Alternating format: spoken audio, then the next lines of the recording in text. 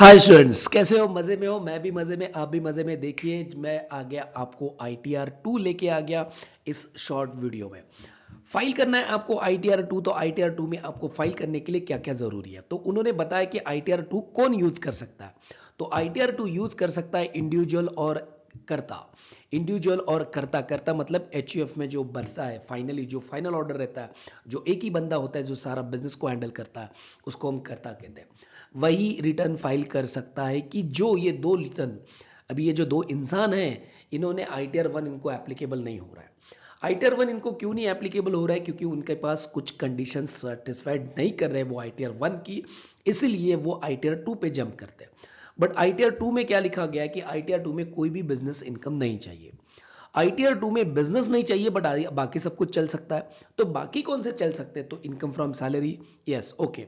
Income from house property चल जाता है, इनकम फ्रॉम कैपिटल गेन चल जाता है, इनकम फ्रॉम अदर सोर्सेज चल जाता है। बट इनकम फ्रॉम PGBP हो तो ITR 2 के पास आना भी मत।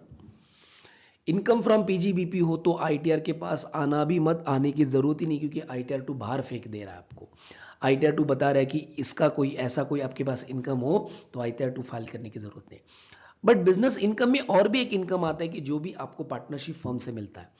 देखिए, पार्टनरशिप फर्म में आप पार्टनर होते हो, आपको सैलरी मिलती है, बोनस मिलता है, रेम्यूनरेशन मिलता है, कुछ भी मिलता है। तो वो आपका सैलरी बोनस वैसा नहीं ट्रीट किया जाता, वो आपका बिजनेस इनकम ही ट्रीट किया जाता है, क्योंकि वो आपको बिजनेस के रिलेशन में मिला है।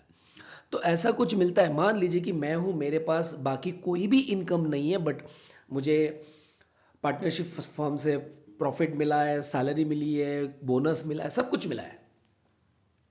तो उस सिचुएशन में क्या करोगे? तो उस सिचुएशन में वो मेरा इनकम ना ही सैलरी का होगा, ना ही other sources, that will be a my business income only. क्योंकि पार्टनरशिप फर्म से जो भी मिलता है उसको बिजनेस इनकम ही कहता है, income tax act.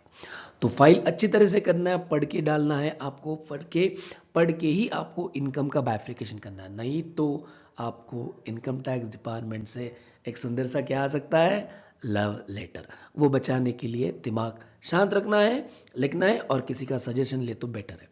Correct, suggestion लिया तो बेटर ही रहेगा।